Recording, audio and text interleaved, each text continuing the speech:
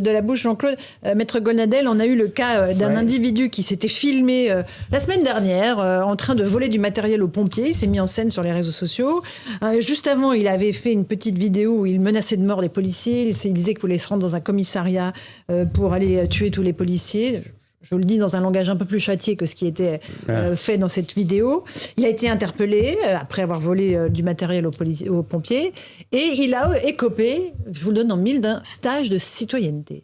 Est-ce que c'est suffisant comme réponse pénale à votre sens ou pas ? Je répugne, comme vous savez, à parler de moi, mais j'ai commis ce matin dans le Figaro un article qui s'appelle « Je n'ai plus confiance dans la justice de mon pays ». Alors certes, je critique davantage la décision concernant Sarkozy, le fait que, par exemple, on condamne valeurs actuelles, mais on relaxe l'imam de Toulouse qui a dit il faut tuer les Juifs. Vous voyez, des choses qui un petit peu qui me heurtent. Mais dans le même mouvement, un petit peu de dépit à l'égard d'une justice que je crois avoir servi, je ne comprends plus.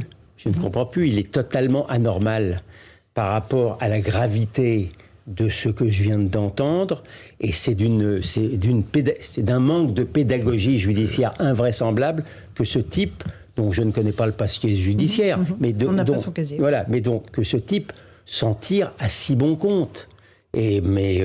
Comme on le disait en aparté avec M. Pupponi, mais je crois qu'il comprend bien la justice, si ça se trouve, ça s'est passé pendant le week-end, et le procureur de permanence avait autre chose à faire plutôt qu'à s'occuper peut-être de ce dossier-là. Un stage de citoyenneté, François Pupponi, ça correspond à quoi ça... On va convoquer l'individu, il va rencontrer les institutions, on va essayer de faire prendre conscience de la gravité de ces faits. En fait, ça remplace ce qui était un peu le rappel à la loi, qu'on a supprimé en disant le rappel à la loi n'a pas d'efficacité.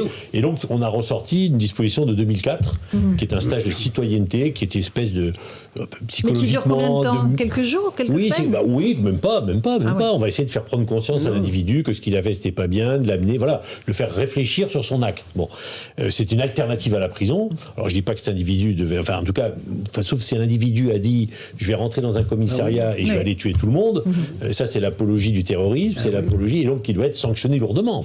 Voler des pompiers, c'est pas bien du tout, il doit être déjà sanctionné pour le vol, parce qu'on vole... et en plus, on se moque des pompiers qui étaient en intervention en train de sauver des gens. Et ensuite, on dit qu'on va rentrer dans un commissariat tuer tout le monde. Bon, ça nécessite une sanction lourde. Ce stage de citoyenneté, c'est à la hauteur, Prisca Thévenot, vous qui êtes de la République En Marche, donc qui avez voté pour cette disposition ? Non, 2004. 2004, vraiment. Et puis je pense que oui. Mais vous ne l'avez pas modifié ? Non, mais ça peut être un sujet, effectivement. Là, clairement, la réponse dans la question, c'est absolument indécent. Enfin, ça n'a pas de sens, il n'y a pas de débat, et on ne remplace pas un dispositif qui ne fonctionnait pas par un ancien dispositif qui fonctionne encore moins. Ça, il n'y a pas de débat.